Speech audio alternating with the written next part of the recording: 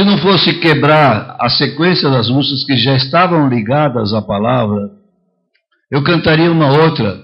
Gosto do teu jeito de agir e do modo como tu operas. Deus age de forma maravilhosa. Todas as coisas são coordenadas pelo Senhor. E se a gente entende isso, a gente entra no ritmo, no comprimento de onda do Espírito de Deus. E as coisas ressoam. Coisas lindas. Eu vou dar um pequeno testemunho. Cadê o Trovão? Tudo bem, Trovão? Como é que está o assunto aí? Hein? Temperatura? Aleluia. Esse estalinho aqui é a bala. Eu preciso terminar com ela. Uma vez eu peguei a bala e pus num guardanapo e pus na janela. Alguém foi lá e roubou a minha bala. Não foi ele. Não vou declarar quem é, mas foi uma coisa muito engraçada. Roubaram minha bala meio chupada. É uma coisa terrível.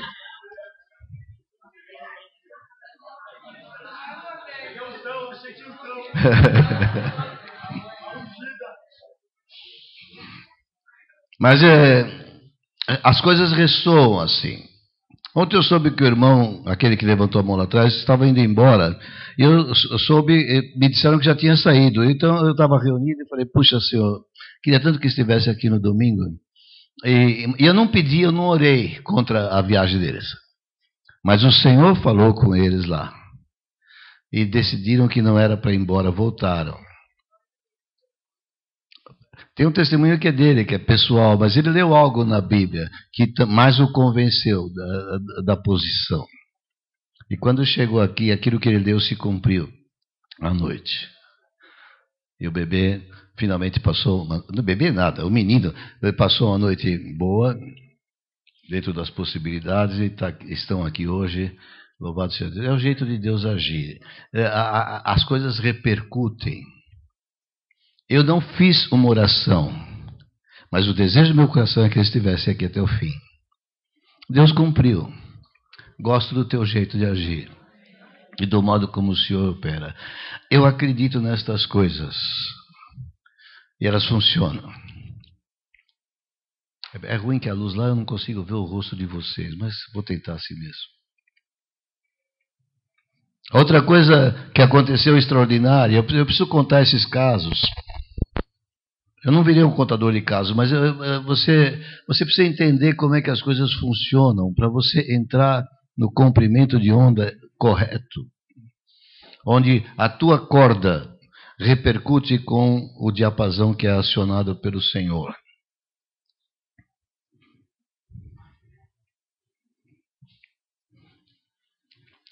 Eu vim para esse retiro e a primeira palavra que me disseram é: você vai pregar a abertura. Eu não gosto de pregar abertura em retiro. Eu disse: não é comigo. Não é comigo. Eu falei: eu gosto de fechar, porque eu vou acompanhando o que vão falando e tem um enredo. Desde o primeiro retiro de Água da Rocha, nós não contratamos preletor. Nós sempre colocamos os aprendizes, que hoje não são aprendizes, hoje são mestres. Mas eles eram aprendizes. E nós sempre colocamos eles. E sempre partimos desse princípio. O que Deus te der, você vai lá e prega. Não vai ter, a linha é esta, se encaixe nela. Não acredito nisso. Todo retiro tinha um enredo. Começo, meio e fim. Esse também tem. E ontem, de manhã, antes do Newton pregar, eu fui levado pelo Senhor a um quebrantamento, me ajoelhei ali e estava orando. E quando eu levantei, o Espírito Santo estava me tomando e eu comecei a fazer anotações rápidas, porque eu estava enxergando alguma coisa que Deus dizia. E depois já tinha dois falado, e depois o terceiro entrou, o Newton, depois o quarto, e a sequência se estabeleceu. E o que eu trago hoje é o fecho dessa sequência. Mas eu já tinha visto de manhã que era isso que Deus estava fazendo. Gosto do teu jeito de agir e do modo como o Senhor opera. Mas para culminar a maneira maravilhosa como Deus opera, um profeta do Senhor vem ali nesse culto começando e me diz, porque eu me sinto assim, sabe, eu vou falar totalmente de improviso, isso traz alguma deficiência, não é uma coisa toda aperfeiçoada, toda retocada, mas tem uma vantagem, é mais puro, é mais direto.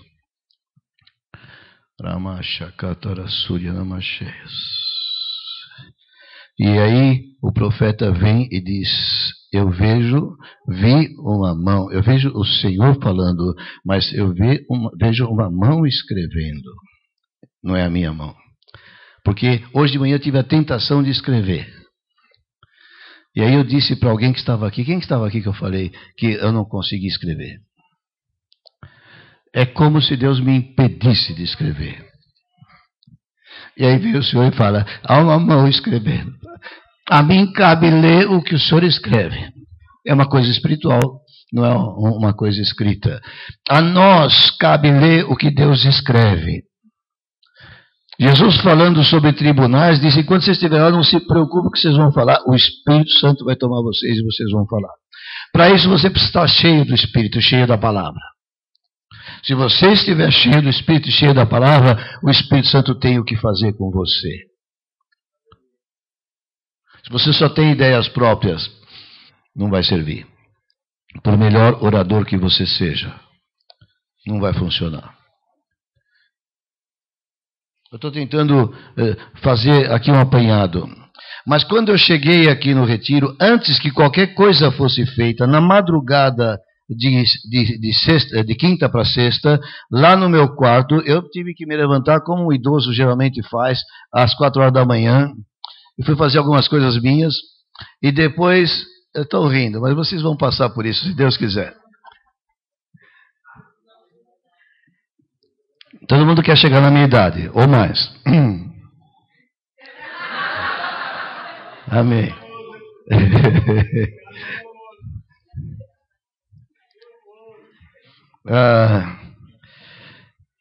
E quando eu fui deitar, não conseguia dormir. Mas 2 textos bateram fortemente em mim. E a minha pregação são 2 versículos. Vou acrescentar outras coisas assim, aqui e ali. Mas o fundamento da pregação são 2 versículos. E ela completa todo o enredo estabelecido. Algumas coisas eu fiz anotações. Não está escrito, mas tem uma anotaçãozinha aqui, tem uma anotaçãozinha ali. O duro vai ser juntar tudo. E para que isso funcione, é necessário que eu seja despido da minha carne e que o Espírito Santo tome conta. Então vamos orar outra vez. Levante a sua mão, não precisa se levantar, mas ore com instância, porque o que nós precisamos agora, como dizia num púlpito antigo que eu conhecia, é necessário que ele cresça e que eu diminua. É necessário que o Senhor fale e que eu possa estar atento a escutar. Já que eu não elaborei uma coisa muito trabalhada, é preciso que o Senhor venha trazer o aperfeiçoamento naquilo que você precisa, porque o Espírito Santo pode fazer. Senhor, estou aqui na tua mão, me usa. Esta reunião é muito importante para este povo, esta reunião é diretiva, Senhor, esta reunião vai traçar rumos para as pessoas, naquilo que elas precisam. Eu peço, venha me ajudar, porque eu preciso do Senhor. Mas eu quero expressar publicamente minha gratidão ao Senhor, porque o Senhor é fiel. O Senhor nunca falha. Em nome de Jesus eu oro. Amém. Então deixa eu ver por onde eu começo. Eu vou falar de quinta, sexta-feira, sábado e agora domingo. É um pequeno apanhado. Já falei sobre a madrugada de quinta para sexta. Pela manhã e à noite na sexta, vocês foram convidados a passar para o outro lado. Pelo pastor Rafael.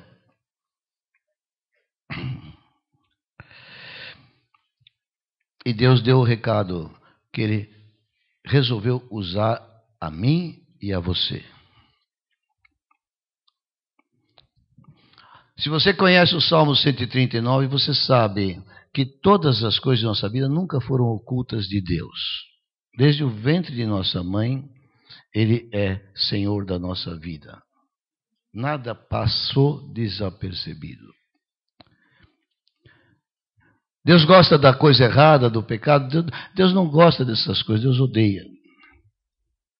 Mas, na verdade, Ele sabe com quem está lutando. Ele sabe que nós somos pó. Ele está resgatando um povo para si. É um povo do meio da raça humana, e a raça humana é decaída e pervertida. Não tem jeito. É daí que nós saímos, é desse jeito que nós somos. Mas Deus tem um propósito e tem um alvo. Ele faz coisas novas conosco. Ele nos renova totalmente. A Bíblia fala que se alguém está em Cristo é nova criatura, as coisas velhas já passaram, eis que tudo se fez novo. Mas Deus não vai te matar e fazer outro, porque aí não é você, Ele vai pegar você como você é. Então você vai carregar uma série de problemas que são inerentes à raça humana e não tem jeito. Ainda assim é um plano perfeito de Deus. A Bíblia nos chama de uma nova raça em Cristo.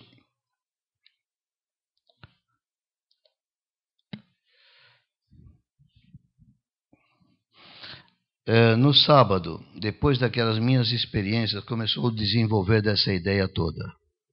E o Newton nos convidou a fazer uma travessia. A segunda. E nós fomos convidados a caminhar e passar para o outro lado, onde havia novidades. As novidades da terra de Canaã. São coisas da nossa vida espiritual, desde a nossa conversão até o nosso crescimento, mas muitas pessoas, a maior parte das pessoas não entende bem o que é esse processo. A Canaã não é no céu, a Canaã é aqui. E nós somos convidados por Deus a andar em novidade de vida, a experimentar as novidades da terra de Canaã. E não sabemos como fazer, não temos ideia nem de qual é o objetivo que estamos buscando na vida. Se eu pergunto para que fomos salvos? Para testemunhar do Senhor. Glória a Deus, precisamos. Nós fomos salvos para dar testemunho do Senhor, para salvar pecadores, para tirar perdidos do inferno, para conduzi-los ao caminho do céu. Mas sabe, enquanto isso estamos aqui, ó. Estamos aqui. Bate no teu peito, é aqui, é aí que você está. O teu corpo é o mesmo. A tua constituição é a mesma. A tua alma é a mesma. A tua mente pode ser transformada pela palavra, mas ela ainda tem muita coisa lá. E a maior parte de nós achamos, temos que nos negar. A Bíblia fala de negação própria.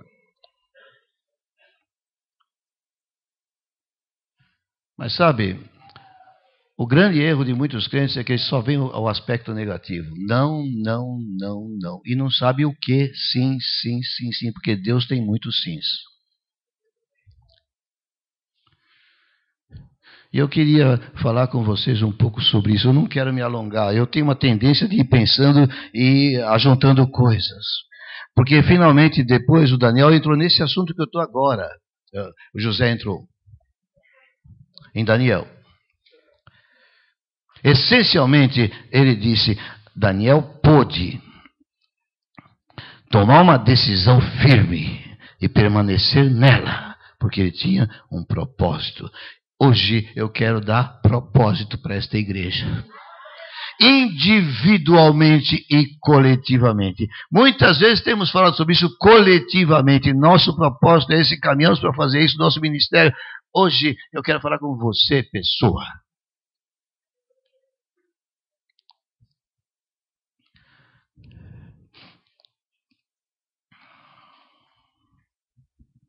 É interessante. Olhe para a água da rocha. Porque nós somos uma igreja só. Alguém já falou isso aqui hoje. Hoje não, nesse retiro. Mas nós somos essencialmente de Sorocaba, Votorantim. Mais Votorantim do que Sorocaba agora. Mas Sorocaba precisa reviver com força. Amém? Eu creio nisso e é isso que eu persigo. Parece que eu não estou indo lá, mas o que eu persigo é Sorocaba e Votorantim e Sorocaba com a mesma importância. Mas tem a sede. Tem uma de Praia Grande aqui. Cadê? Cadê você? Ei, glória a Deus que não faltou. Mas Praia Grande vai ressurgir com grande intensidade. Já está ressurgindo. Mas olha bem que gozada que é a igreja Água da Rocha. Parece duas igrejas totalmente diferentes. Se entrar primeiro só Sorocaba, Votorantim, depois entrar São Paulo, dá para sentar como na congregação. Do lado de lá, daqui, não mulheres e homens, mas Sorocaba, Votorantim e São Paulo. E aí você vai ver um retrato muito interessante. Jovens, embora haja famílias também já em Sorocaba. Famílias, embora haja jovens em São Paulo. Claro, agora tem um grupo de maquenzistas, são mais jovens, então aumentou o nosso rol de jovens. Mas não é sempre que teve isso.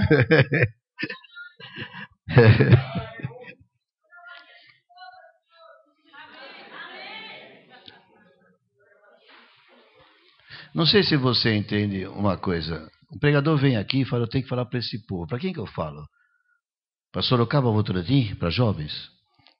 Ou eu falo para São Paulo, família?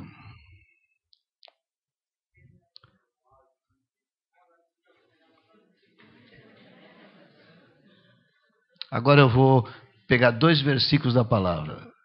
E eu quero que vocês os decorem. Eu quero firmar tudo em cima desses 2 versículos. O primeiro está em Gênesis, capítulo 25. Tem todo um contexto, mas eu não quero gastar tempo no contexto, porque não é o que me interessa. Eu gostaria que você conhecesse a Bíblia. Eu sei que alguns são novos, não conhecem tanto. Me perdoem, mas eu não posso gastar tempo no contexto. Eu estou aqui em Êxodo, não vou achar nunca, é Gênesis. 26. Deixa eu ver onde está o papelzinho. 26, 34. Último versículo. Porque isso bateu na minha cabeça na madrugada.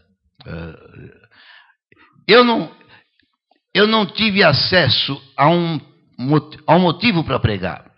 Porque eu não sabia o que eles iam dizer, mas eu queria entrar no mesmo, na harmonia com o que estava sendo composto por Deus no coração de cada ministro. E naquela madrugada, esse texto ressoou e ficou ressoando no meu ouvido. Deu, pois, Jacó a Esaú pão e o cozinhado de lentilhas.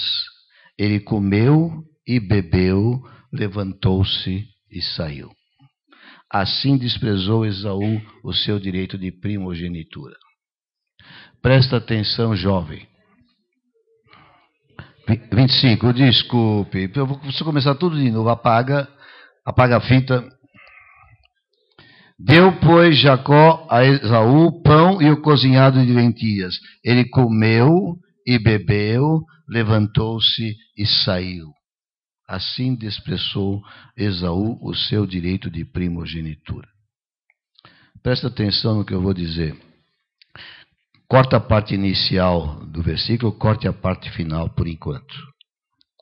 E concentre-se nisso, que foi isso que eu fiquei ouvindo na madrugada. Ele comeu e bebeu, levantou-se e saiu. Repita comigo. Comeu, bebeu, levantou-se e saiu. Outra vez para você martelar bem. Comeu, bebeu, levantou-se e saiu. Quantos estão já tendo uma revelação do Espírito de aonde que isso vai conduzir? Alguém já começou a entender alguma coisa? Eu tenho ouvido testemunhos sobre Sorocaba, Votorantim, e são coisas estrondosas. Até evangelismo em ônibus nós estamos fazendo. Nunca pensei que Água da Rocha tivesse esse tipo de vocação. O jovem tem uma força, a juventude é tremenda. Vocês estão se reproduzindo em outros jovens. Vocês depois estão começando a ganhar família, disse aqui o pastor Rafael. É uma coisa linda e é maravilhosa, mas eu quero dizer para você, em nome de Jesus, para ser bem rápido, bem curto, um pastor tem muita frustração com igreja de jovens. Tem algumas pessoas que queridas no meu coração, que eu conheci em Sorocaba e que eram frutíferos e não estão aqui hoje. E alguns estão, mas estão como que desvestidos da sua armadura e sem capacidade de trabalhar, porque os assuntos da vida perturbaram a caminhada.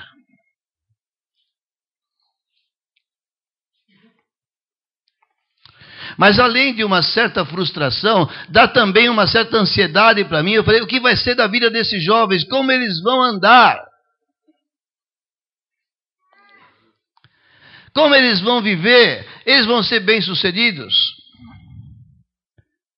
Como vão se estabelecer em trabalho? Como vão se estabelecer na vida pessoal? Vocês estão entendendo? Que caminho dá para eles? Não, mergulhem no trabalho do Senhor. Precisam. Mas vamos fazer só isso? E isto aqui vai funcionar como? Vai para onde isto aqui? Não estou falando na eternidade depois da morte, eu estou falando aqui em vida. Enquanto você, se Deus te dá 50 anos de vida de convertido, o que você vai fazer com isso enquanto você está aqui, correndo para cá, para lá, subindo em ônibus, pregando, e o resto? O resto não tem importância. Alguns dizem, buscai primeiro o reino de Deus e a sua justiça, e o que vem depois vai ser acrescentado. É verdade. Mas se nós não construirmos raízes bem fincadas, se nós não direcionarmos a nossa visão para aquilo que é propósito santo de Deus, para aquilo que é o propósito de Deus para as vidas neste planeta, nós não vamos acertar o alvo. Porque a nossa tendência é tentar viver uma vida cristã com intensidade, mas ainda morando no mundo.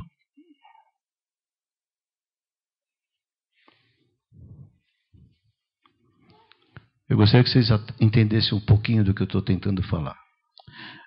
Vamos antecipar o versículo seguinte, para quem sabe começa a dar um quadro. O versículo seguinte é João. Deixa eu ver se eu não erro o capítulo. É que quando eu vou copiar, às vezes eu pego o capítulo errado. Mas estava 25 aí, mas agora João é 6. 6:27.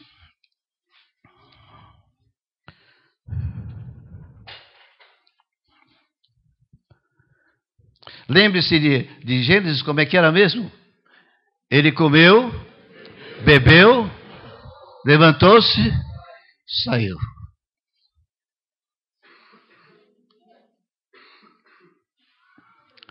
E aqui, João 27, Jesus está falando, trabalhai, não pela comida que perece, mas pela que subsiste ou pela que permanece para a vida eterna, a qual o Filho do Homem vos dará.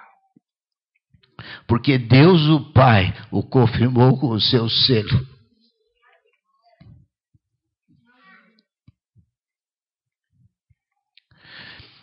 Comida aqui é todo um trajeto de vida que Deus já tem preparado para todos aqueles que chegaram a Cristo para ser parte de um novo povo. É no meio desse planeta, mas é o reino de Deus, não faz parte desse planeta.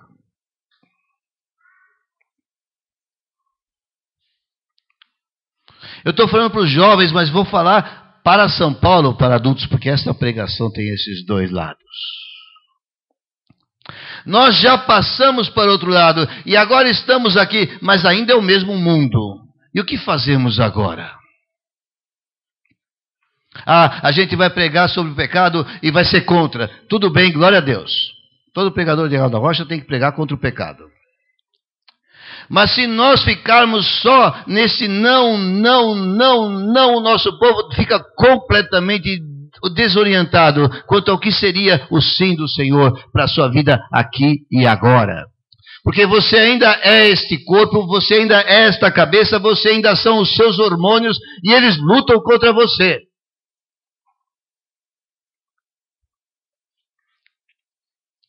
Mas a Bíblia fala algumas coisas sobre nós. Ela fala que a nossa pátria está nos céus. Tudo bem, mas Deus vai me dar 50 anos de vida, o que eu faço com esses 50 anos? Enquanto estou aqui. E a Bíblia fala então que aqui eu sou peregrino e forasteiro.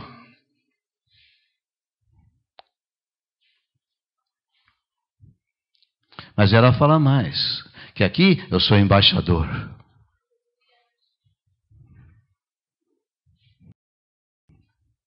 A quarta coisa não está na minha cabeça agora. E a quarta coisa, a mesma palavra nos revela, nós somos feitos luzeiros no mundo. Então, a nossa pátria está nos céus, não é esta. Mas vamos viver aqui um bom tempo.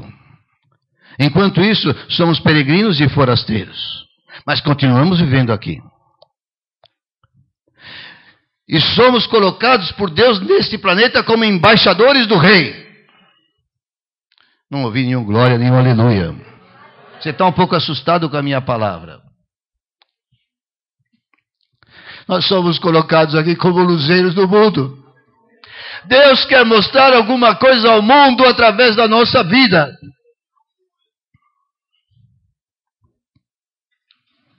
Na verdade, Deus quer diminuir um pouco a escuridão, as trevas deste mundo, com a presença dos seus filhos. Essa é a nossa função. Para isso somos chamados. E agora para onde eu vou, Senhor?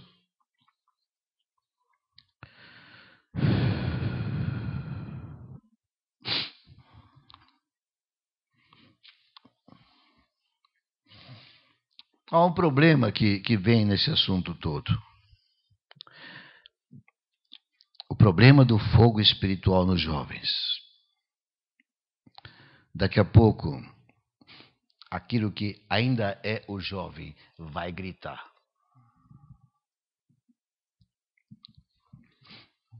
E a força do jovem, a sua juventude, os seus hormônios e as tentações vão acontecer. Acontece também com gente mais velha, infelizmente. Mas eu estou preocupado com aqueles que Jesus está salvando. Vocês são cheios do Espírito Santo. Vocês têm vigor. Vocês amam o Senhor. Você percebe isso claramente. É notório e é notável. Mas eu vejo que muitos, com o passar do tempo, porque vivem aqui e devem continuar vivendo aqui, acabam sucumbindo a uma necessidade mais imediata. E é necessidade, sim. Ah, é pecado? É, mas é necessidade. Como vamos resolver essa situação? Essa frase dita lá em Gênesis é muito importante que você internalize. Comeu, bebeu, levantou-se e saiu. O que este conjunto de palavras está descrevendo? Me ajude. O que você enxerga que está descrevendo? Fala mais alto. Uma refeição. É a coisa mais direta, uma refeição. Mas o que ela está descrevendo? Filosoficamente. Vai mais fundo um pouco. Fala.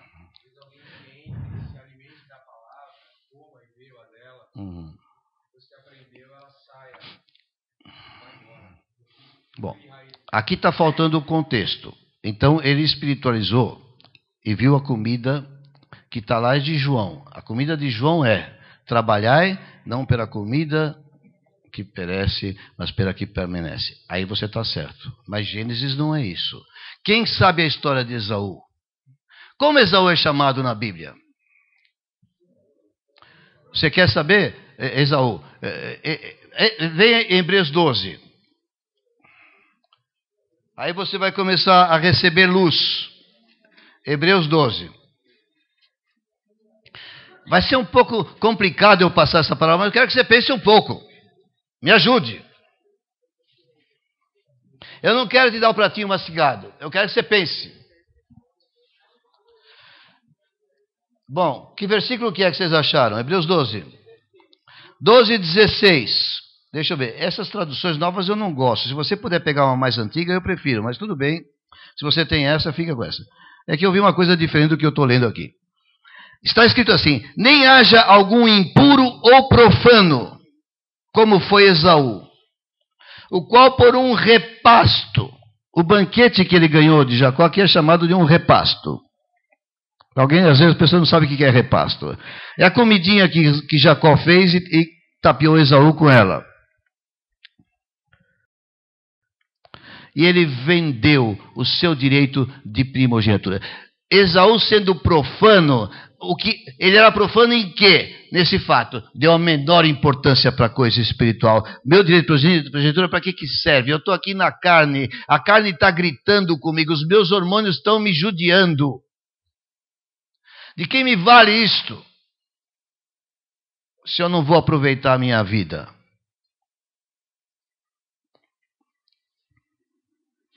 Estou falando para vocês, garotada, porque é nisso que vocês estão pensando o tempo todo. E se vocês não estão pensando, quando vocês estão na roda da escola, eles estão falando disso. Fica com essa, fica com aquele. Fica... Essa coisa não sai da nossa cabeça o tempo todo. Estou falando alguma bobagem ou estou falando aquilo que é a sua experiência?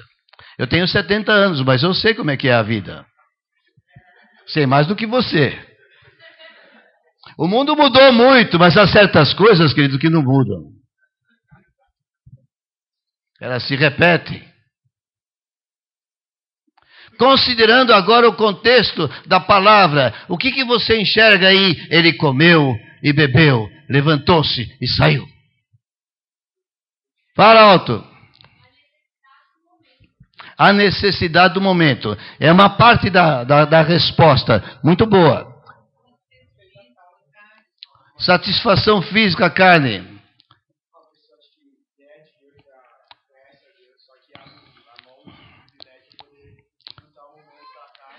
Amém.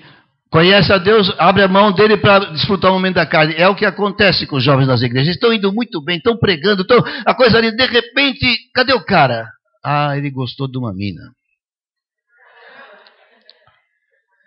Ou, ele se envolveu com um grupo que vai na balada. Porque não precisa ser só a questão sexo. Quantos de vocês já pensaram? Bom, cheguei na igreja, está gostoso. É aquele fogo, aquela coisa gostosa. Mas eu vou perder minha mocidade. Quantos aqui já pensaram isso?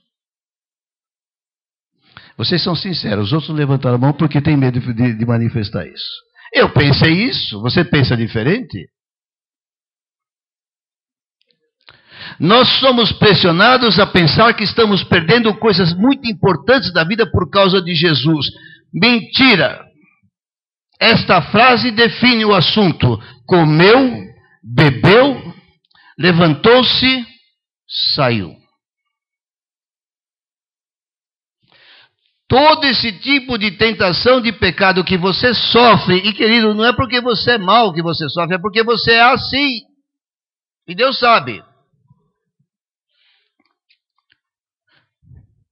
Mas a palavra precisa te revelar que esse assunto é assim. Eu quero transar com aquela. Vai lá, faz. Comeu, bebeu, levantou-se e saiu. E se você tem o Senhor no coração, nem gosto bom tem, sobra um gosto amargo. Aqui há pessoas que, se tivessem coragem, podiam levantar. Eu tropecei, eu caí, eu desviei e só fiz besteira. E sobrou um amargo na minha boca. Se tiver alguém de coragem, vai se levantar e dizer: aconteceu comigo. Levantou a mão.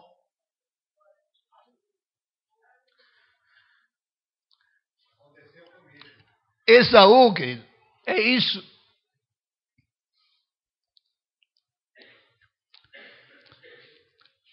As tentações tocam em coisas legítimas nossas. Mas elas nos enganam, achando que aquilo vai nos fazer falta. E nós vamos atrás disso. E cedemos. E quando terminou, acabou. Vocês conhecem Salomão? Conhecem algum livro de Salomão na Bíblia? Já leram Eclesiastes? Fui construir casa, vaidade e vaidade. Fui ter mulheres, arranjou 1000. Não sei como deu conta.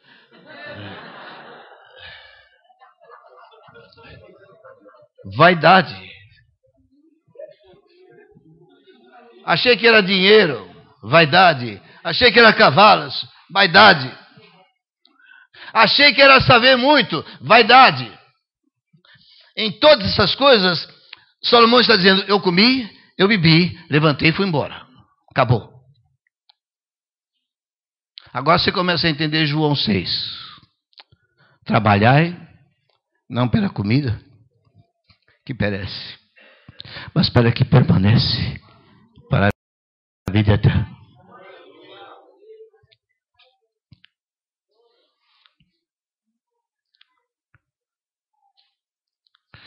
Vamos ver uma coisa, vimos Esaú, vamos ver um pouquinho de Moisés, uma coisinha só, Hebreus 11.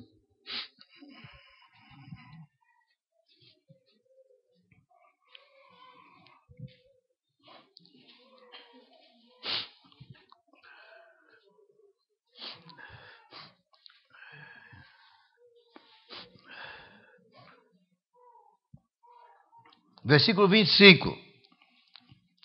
Preferindo ser maltratado junto com o povo de Deus, a usufruir prazeres transitórios do pecado.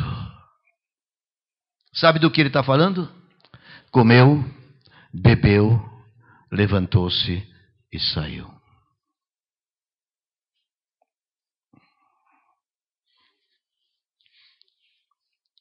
Ah, mas eu sou jovem, eu acho que essas coisas são muito boas. As baladas são tremendas. Vai lá. Não sobra nada entre os dedos. Porque elas são absolutamente insuficientes. Você precisa dos ingredientes da balada. Bebida, vício, droga. E nunca é suficiente, porque sempre, cada uma dessas coisas, comeu, bebeu, levantou-se e saiu. Se deixa um rastro, é um rastro de miséria, de degradação, de doença. Mas ainda não se responde a pergunta do jovem crente: e que eu faço com isso?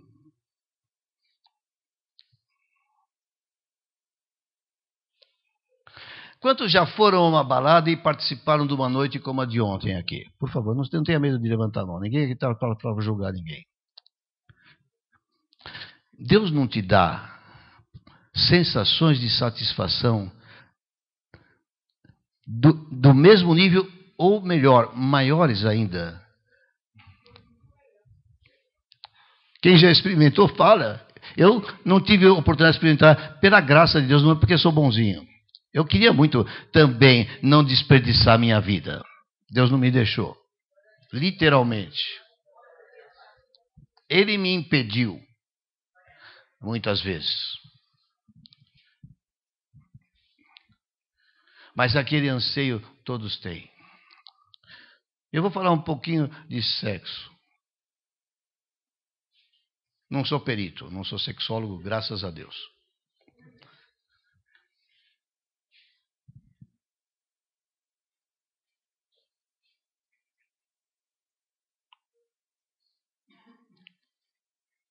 Agora eu preciso decidir por onde eu entro.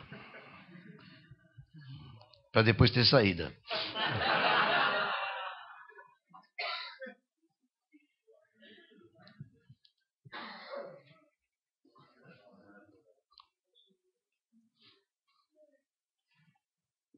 Os jovens na igreja têm sofrido muito com esse assunto. Um pastor sabe o que o pastor sofre no coração quando vê os jovens sofrendo por causa dessas coisas. Porque a tentação é real e é pesada. E não é a tentação só do hormônio. É a tentação aqui, que entra pelos olhos e pelos ouvidos. O diabo está aperfeiçoando a técnica de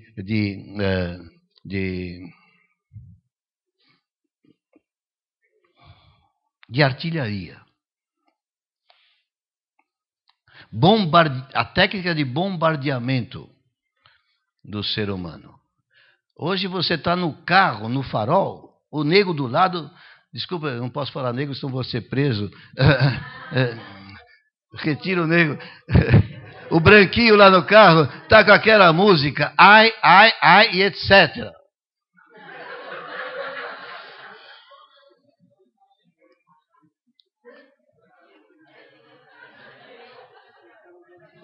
E você crente fala, mas eu só penso naquilo. E não me venha dizer que você não pensa. E se você não está pensando agora, aqueles que já caíram pensaram numa certa hora. Porque a pressão, o bombardeio é muito intenso. É muito além das nossas forças. Mas quando você vai experimenta é a experiência de Esaú. Comeu, bebeu, levantou-se e saiu. Pode ter sido tremendo. A maior parte das vezes é um desastre. Mas mesmo que tenha sido tremendo, comeu, bebeu, levantou-se e saiu. Tudo isso era a introdução. Você já vê que o almoço está longe.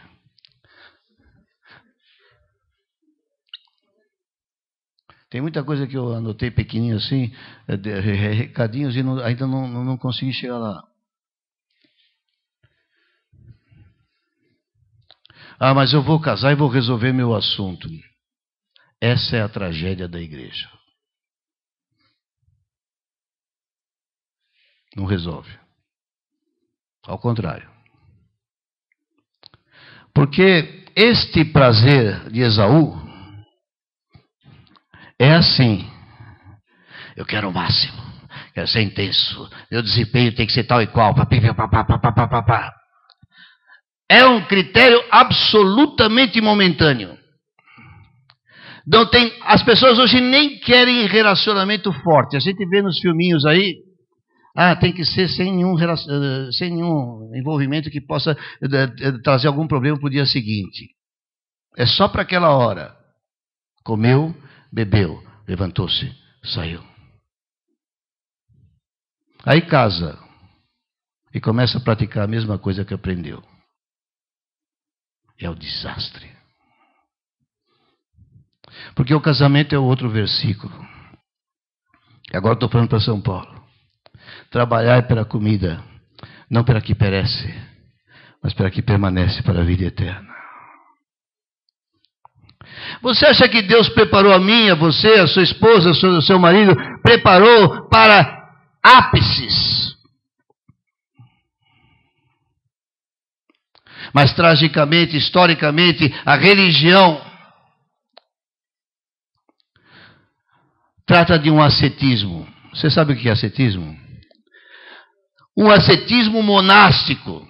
Opa, pastor. Isso é para você acordar. Tenta repetir essas duas palavras. Ascetismo monástico. Meu Deus. Fala para nós aqui de Votorantim. Mas nem a faculdade está conseguindo alcançar. Está muito pesado. Você sabe o que é monástico? É referente a mosteiro. Você sabe o que é um mosteiro? Hein? Ele falou idade média. Monges. Hoje, sobrou para hoje. A ideia de santidade da religião é negação, negação, negação, negação. Presta atenção no que eu estou falando para você. É como se Deus dissesse assim: vem cá, você é assim, eu não vou te transformar, eu não vou te castrar. Estou falando uma linguagem para você entender. E agora você se vira com o teu problema. Se você quer ser meu, seja santo.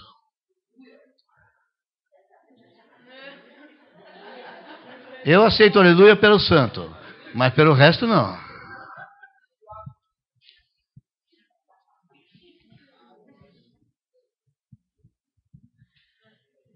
Aqueles que são mais rápidos de mente estão sabendo onde eu estou querendo chegar.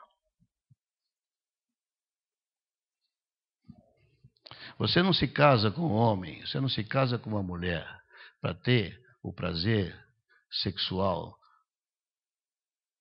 de Esaú. Comeu, bebeu, levantou-se e saiu. Você se casa por uma relação permanente. Jesus fala que no céu nós não casamos nem nos damos casamento. Lá não vai precisar disso. Mas aqui, enquanto você vive como crente, você ainda precisa viver com este corpo. E ele tem anseios. E Deus não é tonto.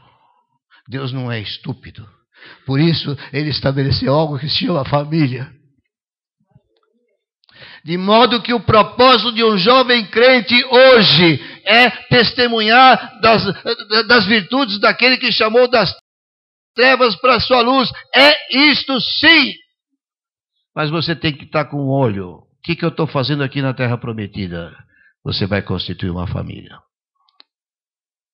A primeira coisa que Deus faz com você é te pôr numa família. Porque às vezes nós não temos uma família. José, pastor, não tinha, tem uma mãe aqui em São Paulo, mas não tinha uma família como se entende uma família. Para que venha uma criança ao mundo, o que é necessário que haja, o que é preciso concorrer para que se forme uma criança no mundo? Hein? Quem gera uma criança? Uma mãe. Mas não dá certo essa resposta sozinha. Pressupõe um pai.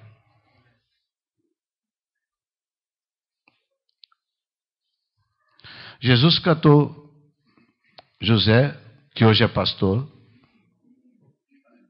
sem uma família completa, mas botou ele numa família muito maior.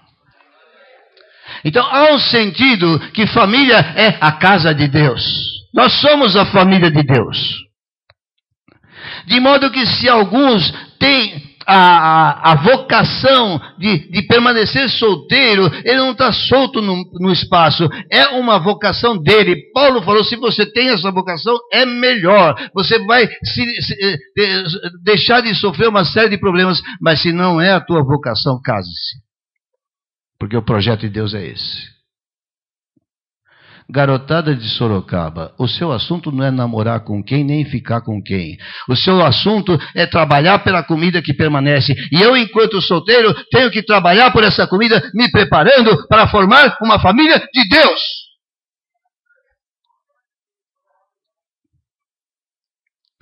O que eu vou ocupar a minha mente nesse tempo? Prepare-se para estar apto a formar uma família de Deus. Eu vou obter experiência sexual. Você vai estragar seu casamento.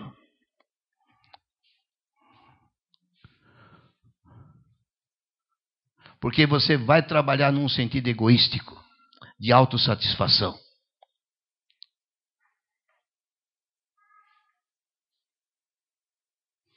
Porque o jovem e a jovem que buscam sexo antes do casamento querem se satisfazer.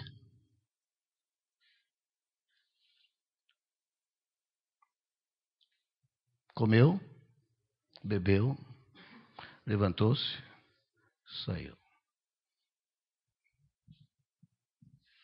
Mas hoje você está recebendo luz para entender que Deus não esqueceu dessa parte em você, mas que Ele tem preparado algo. Como todos nós vivemos do mesmo mundo, quando casamos as coisas não dão certo. Acabei de ouvir, não vou nem citar a procedência, mas acabei de ouvir. 6 meses de preparação do casamento, quase 2 meses de casamento, e não está dando certo.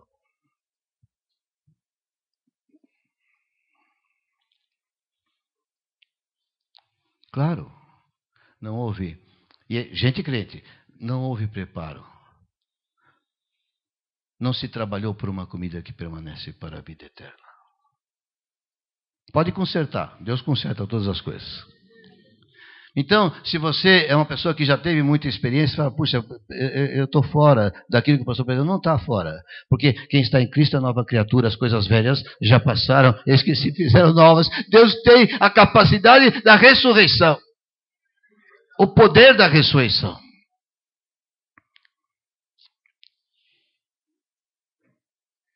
Eu não sei se foi muito longe. Que horas são, por favor?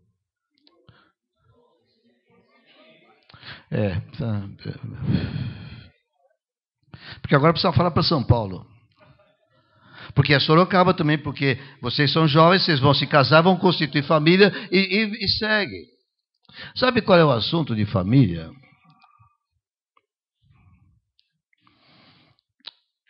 Os prazeres de uma vida conjugal não são menores do que os prazeres de uma vida devassa.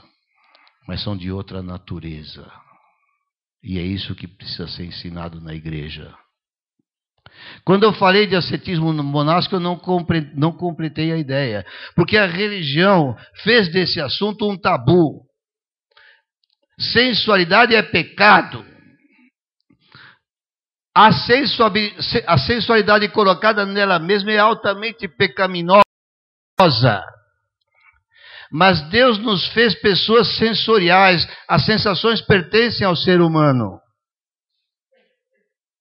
E é obra de Deus. E quando Deus fez, Ele disse, e eis que tudo que Ele fez era bom. Viu que era bom.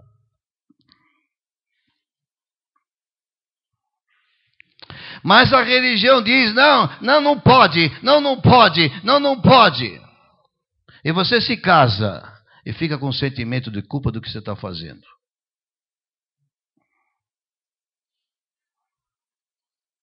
Porque te jogaram isso na cabeça. É pecado. Não é pecado. O pecado é desobedecer o Senhor. Pecado é estar fora da sua vontade. Eu gosto de escandalizar. Eclesiastes, por favor.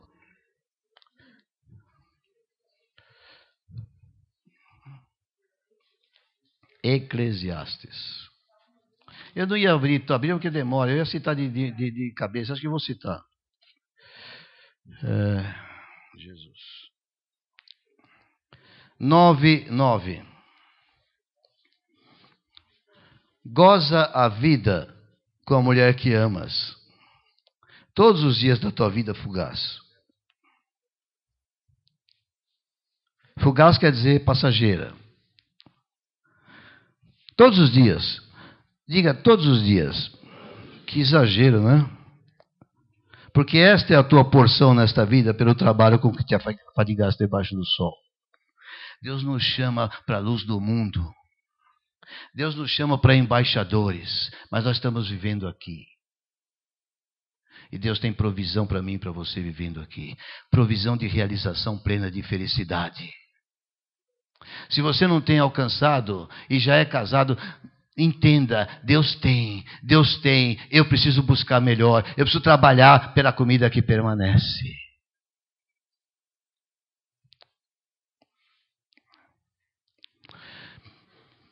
O que Deus faz é interessante. Se você vê crítica sobre o casamento, a crítica maior que você ouve é monotonia, não é verdade?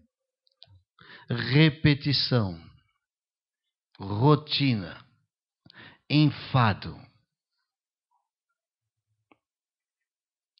E essa imagem está em vocês. Por isso que a tentação fica maior.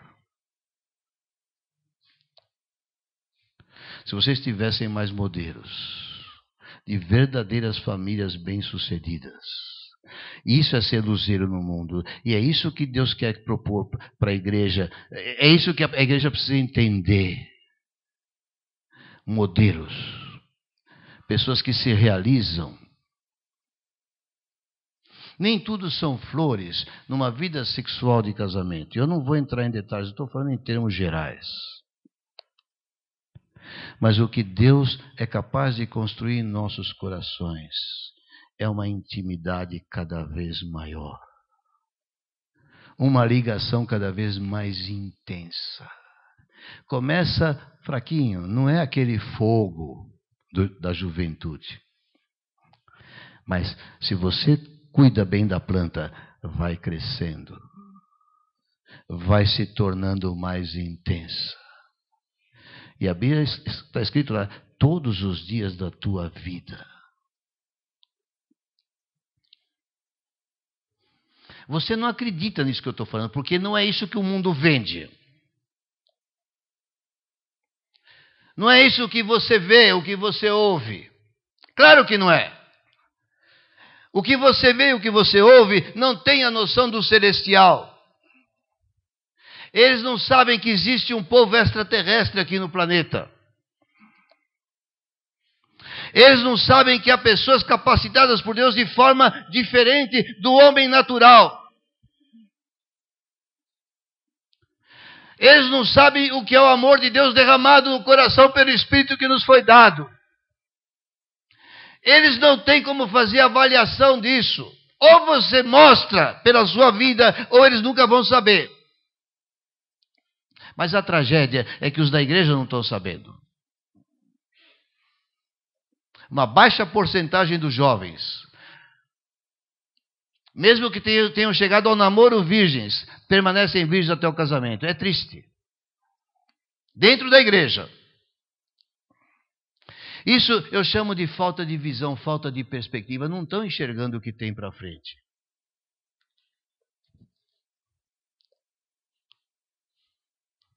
Eu quero despertar Sorocaba Votorantim para enxergar o que tem para frente, para parar com esse assunto de ficar para lá e ficar para cá. Mas eu quero despertar toda a igreja, Sorocaba e São Paulo, para entender a sua vida familiar é preciosa para Deus e é muito mais do que você tem experimentado. E a culpa não é sua. A responsabilidade sempre é nossa, pessoal. Mas a culpa envolve outros fatores. Porque o que a gente aprende é errado na minha visão.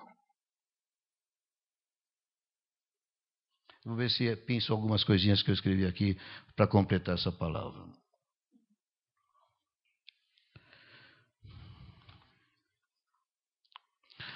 Quando eu estava falando dessas coisas, essa parte da relação rápida, eu escrevi uma coisa aqui, quero ler.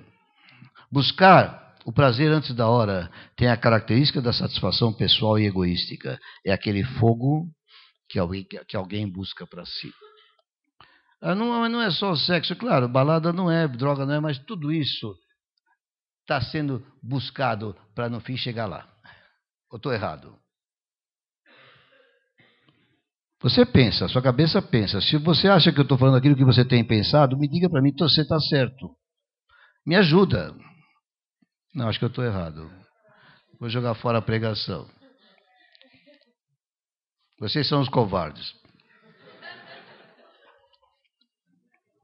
Agora, na rotina da semana após semana do casamento, o segredo está não no buscar aquele fogo para si, mas derramar carinho sobre o outro, para que ele ou ela atinja aquela satisfação. É um processo de cultivar um jardim. É uma coisa demorada, mas satisfatória. Plenamente satisfatória.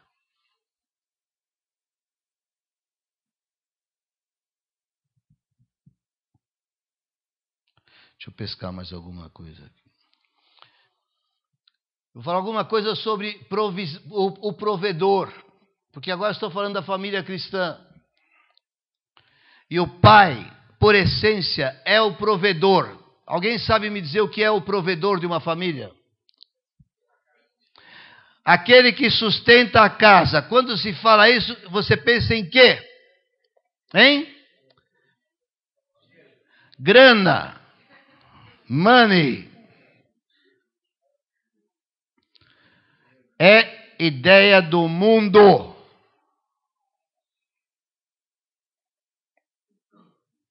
Alguém já viu filme sobre o pai que trabalha feito um mouro, a família é rica, mas o filho fala, você nunca esteve comigo, pai. Já viram filme nesse sentido? Esse não é um provedor. Porque agora, os jovens, você tem que se preparar para ser isso que eu estou dizendo agora. Você é chamado por Deus para ser o provedor. Uma família precisa de alegria. O pai tem que ser o provedor. Uma família precisa de estabilidade, de equilíbrio. O pai tem que ser o provedor. Uma família precisa ver o carinho e receber e ver a manifestação do carinho e do amor. O pai tem que ser o provedor. Uma família tem que ter esperança para ter visão do futuro. O pai tem que ser o provedor. Uma família tem que ser espiritual porque é de outro planeta. O pai tem que ser o provedor.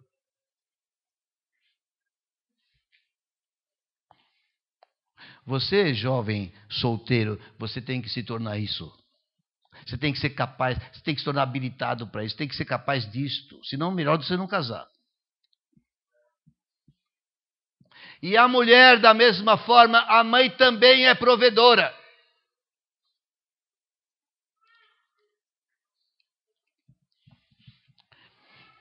Mas das finanças, tudo bem se for, desde que isso não prejudique as outras coisas. Porque a sociedade moderna comporta isso. Mas minha mulher um dia foi trabalhar, ajudava um pouquinho o dinheiro que ela trazia. Mas ela entendeu que ela não era uma boa provedora da casa trabalhando. Ela desistiu. Ela desistiu só por causa de que a parte dela da provisão na casa não ia ser satisfeita. Ela falou, eu escolho prover a minha casa. Seja o que isso significasse para ela. Ela escolheu isto. Ela escolheu aquilo que permanece para a vida eterna. Foi, Gustavo? Nada. É dele o assunto.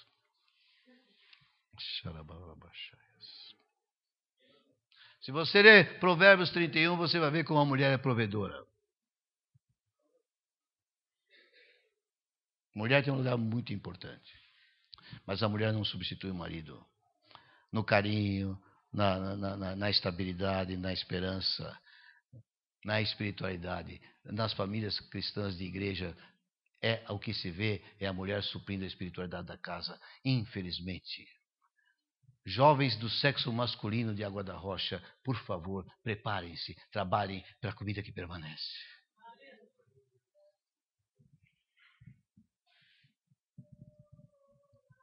Estou comunicando alguma coisa para vocês?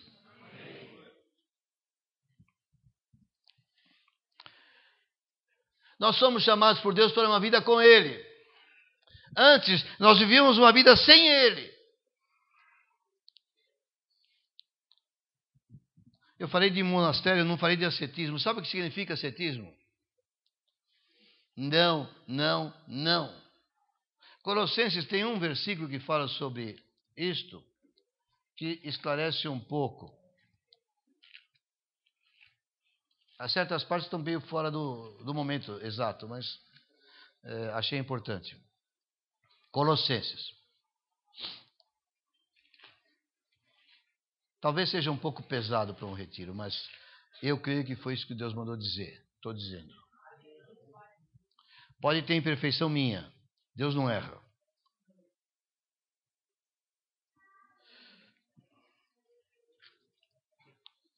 Acho que é Colossenses. Aqui, achei. Capítulo 2. Verso 20. Vou ler até o 23.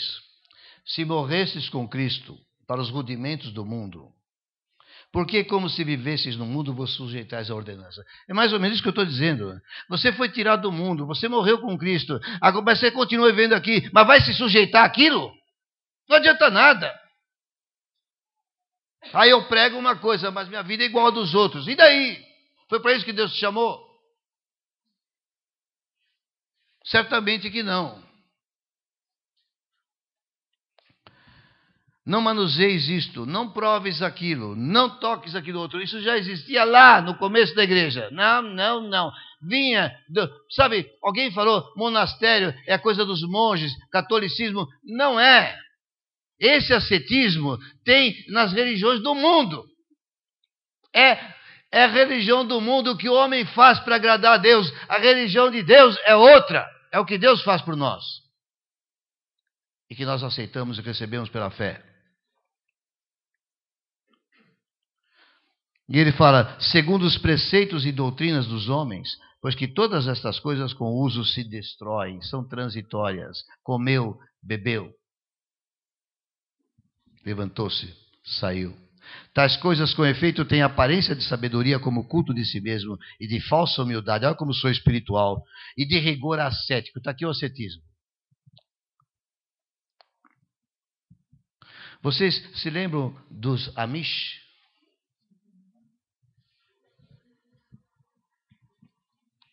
Você sabia que Josué foi um Amish? Quem não sabe o que é o Amish? A pronúncia pode não estar certa.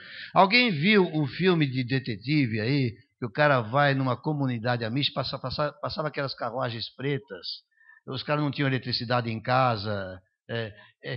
É um povo de Deus que achou que para se separar do mundo e não se contaminar, ia viver totalmente isolado. Já ouviram falar disso? Não dá certo. As pessoas lá dentro têm os mesmos conflitos que os outros têm lá fora, porque o corpo é esse, não muda. Mas Josué foi um Amish verdadeiro. Ele falou, eu não sei o que vocês vão fazer nessa bagunça que está aí fora. Porque estava uma bagunça naquele tempo. Ele disse, eu e a minha casa serviremos ao Senhor.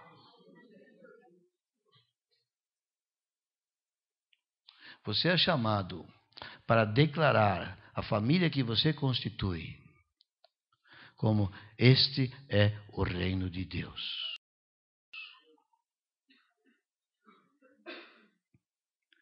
Quantos aqui têm casa própria ou moram de aluguel numa casa legalmente estabelecida? Quantos?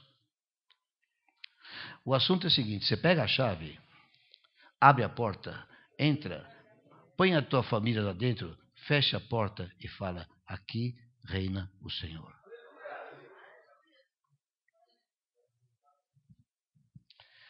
Se as famílias de Água da Rocha fizessem isto, a igreja ia ser outra. Vou repetir, se a igreja Água da Rocha, se as famílias fizessem isso, a igreja ia ser outra.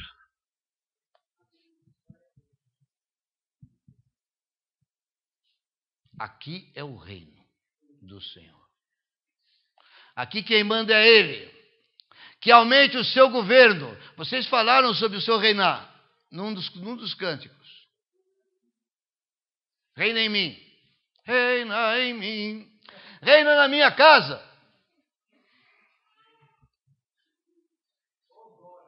Sabe quando você vai judiar da tua mulher quando o Senhor reina na tua casa? Nunca. Sabe quando a mulher vai ficar atazanando o marido quando o Senhor reina na casa? Nunca. Se ele de fato é o Senhor e governador.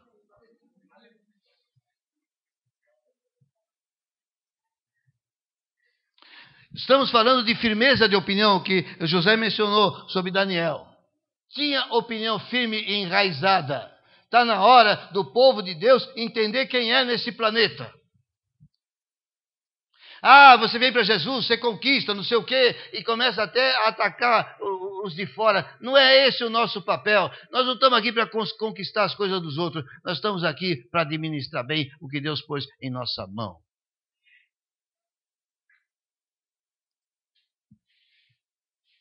Eu estou dando uma palavra diretriz. A linha de vida é essa. Você está aqui para isto. Para estabelecer na sua casa o farol de Deus, que vai ajudar a trazer luz a um mundo em trevas. Mas antes disso, vai beneficiar a você, a tua mulher, a teu esposo e a teus filhos.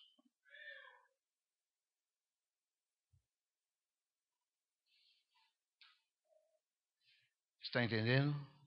Está chegando lá?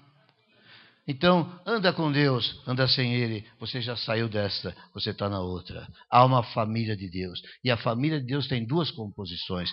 A família local, pai, mãe, filhos. E a família de Deus. Porque alguns não são casados, eles estão lá. E quando você não tem uma família sua, cuide da casa de Deus como a sua família.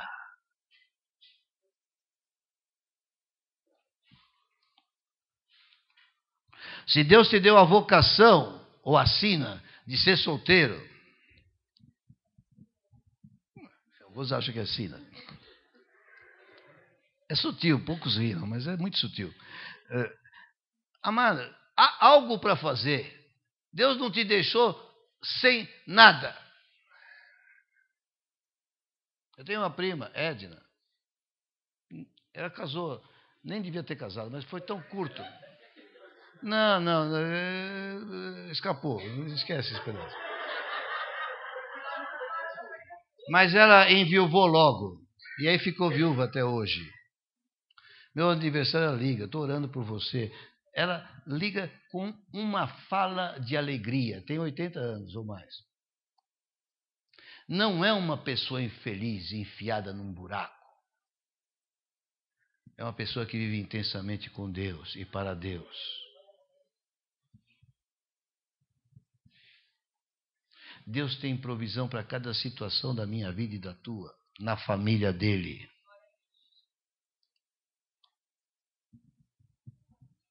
E nós estamos inseridos num mundo que pensa diferente. Mas você fala, aqui na minha casa mando eu. Quantos falam isso? Aperfeiçoe, aqui na minha casa manda o Senhor.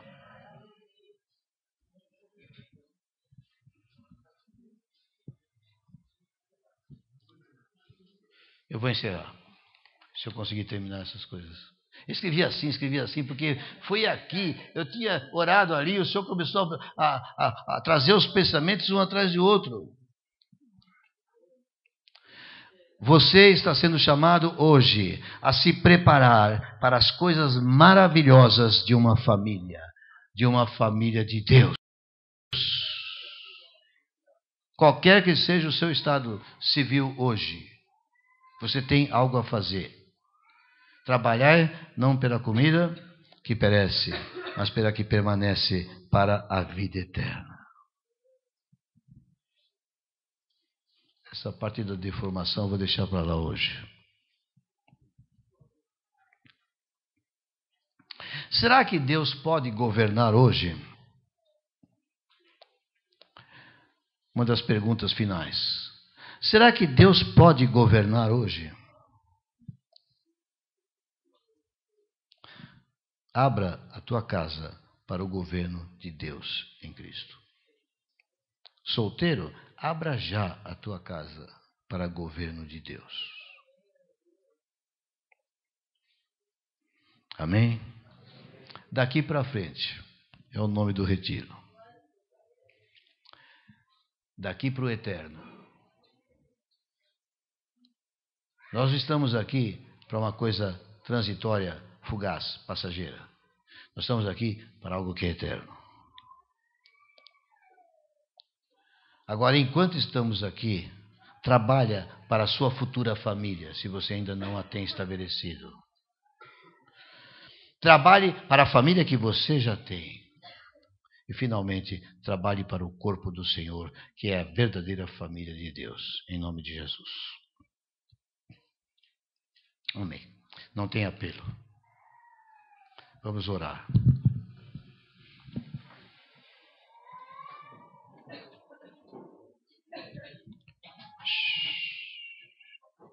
Esta palavra tem poder, porque era a palavra trazida por Deus.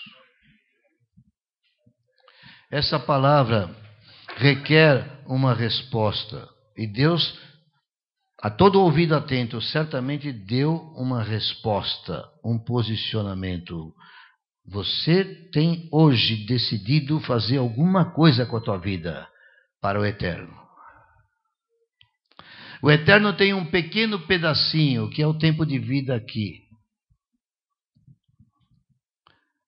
Porque o eterno é o eterno. E nesse sentido, se você só trabalha para aqui, comeu, bebeu, levantou-se. E aqui algumas interpretações que dizia de uma família cristã andar assim, porque acontece de andar mesmo. É passageiro. Algo que é permanente. Eu estou chegando no fim da minha vida. Claro, eu estou mais perto do fim. Pode ser 20 anos ainda, 30 anos, mas eu estou mais perto do fim do que estava antes. Nunca fui perfeito, eu sei bem quais são os meus pecados e quais são os meus erros. E tem muitas tristezas que acontecem ao meu redor e que me afetam profundamente. Mas eu me sinto uma pessoa feliz e realizada, porque eu acho que entendi o que Deus queria. Demorou. Não precisa demorar para você. Você está ouvindo hoje. Posicione-se. Toma posição hoje e fala para Deus. Essa é a oração agora. Essa é a ministração.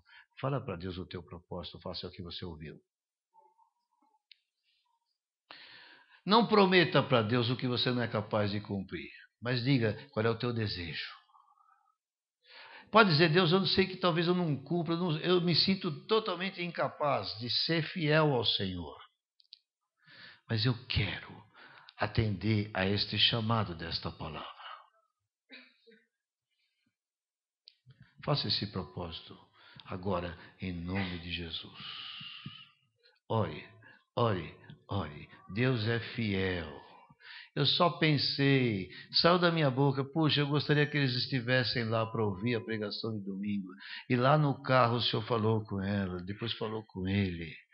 Deu direção, eles voltaram e foram bem-sucedidos. A febre do seu filho foi embora na oração do culto à noite aqui. Deus é fiel. Deus é fiel. Gosto do jeito de Deus agir. Deus responde, Deus faz. Abra os olhos para enxergar o que Ele está fazendo ao teu lado. E entenda que Ele pode fazer e quer fazer com você. Para isso foi que Ele te chamou aqui. Ore a Ele estas coisas. Em nome de Jesus. Amém.